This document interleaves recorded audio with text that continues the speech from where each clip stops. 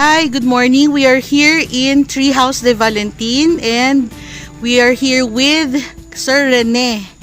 Sir Rene, ilang taon na po itong Treehouse de Valentin? Mga 5 taon na ho. 5 taon na. Okay, so pre-pandemic, nag-start na po kayo. Yes po. Opo. So, ang concept po nito talagang nature, no? One with nature.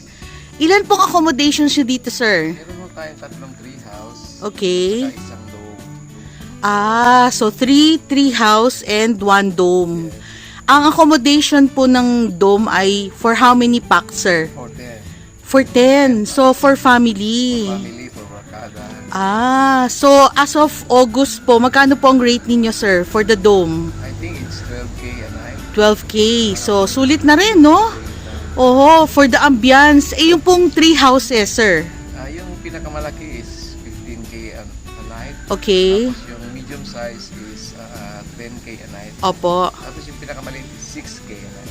Yung pinakamaliit 6K a night. So, kami po nagstay doon sa medium, no? Sa medium na napakaganda, na napaka-relaxing, very tranquil, maririnig lang yung agos ng tubig. Nakaka-relax. So, maraming salamat po, Sir Rene. Ito po ang Treehouse de Valentin ay situated in Barangay Hingatmonan, Balamban, Cebu. Coming from Cebu City, how many kilometers, sir? Almost 100 kilometers. 100 kilometers. So, mga 2 hours. Mga 2 hours. Pero very scenic ang drive. Yes. Mountain, ganda. We'll pass through the mountain. Yes. So, daghan salamat, Sir Rene, and hope to see you again soon. Thank you. Apo. Daghan salamat po sa inyo dito sa Treehouse de Valentin. Thank you po. May motor. Say hi to the vlog. Some might say that I'm a loner, but I just call it being free. I am my heart's only owner, or at least I used to be. 'Cause now a wildfire is raging. Hi, dito kami ngayon sa Balamban, South Part na ng Cebu, malapit sa town ng Carcar, Toledo. Parang specifically sa barangay Hinatmonan. So, dito kami sa Treehouse de Valentin. Mamaya makikita niyo yung place.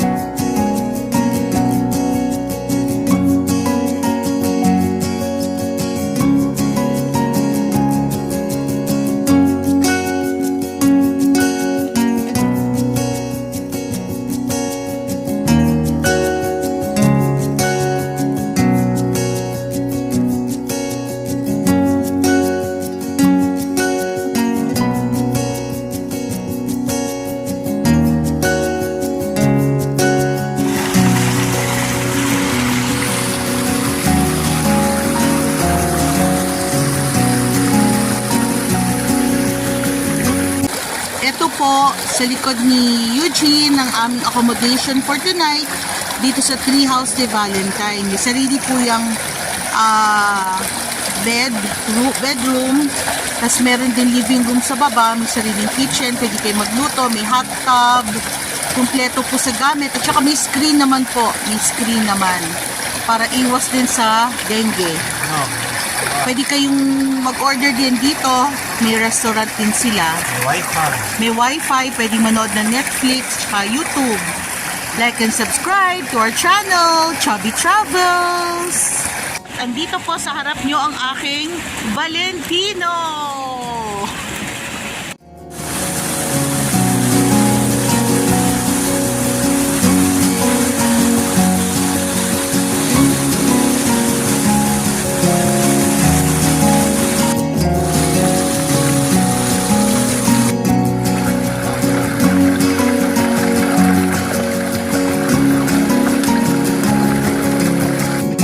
Ito po ang Eco Warrior ng Balamban, Cebu.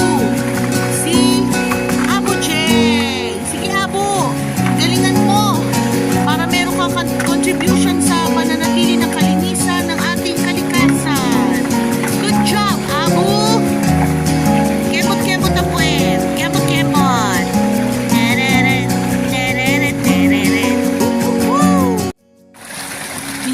tayo makakita ng ganito ka-natural at saka pristine na ilog, no?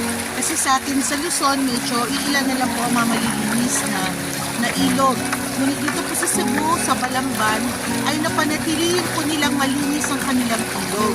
Kaya sana po, nanawagan po ako sa mga LGU sa Luzon, na sana po panatilihin, ibalik po natin ang dating ganda ng ilog ng Cavite, ng Rizal, ng Laguna, ng Batangas. Kagaya po nito,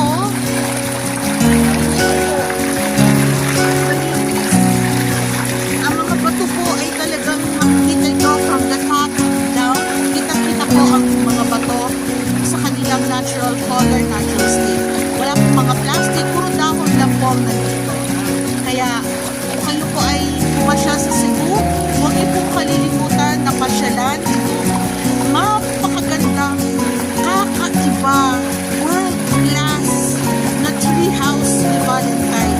Hindi na po kailangan pumunta ng Bali, Indonesia to experience this kind of accommodation na talagang perfect sa mga nature lovers na kagaya po namin. Lagi po namin sinasabi, tangkilikin ang sariling atin at tulungan po natin ang makabago ng ekonomiya ng Pilipinas sa paglibot sa Pilipinas. Refreshing, Abu? Oo, malinis. Dahon lang talaga ang kalat. Pero, once na clear ang dahon,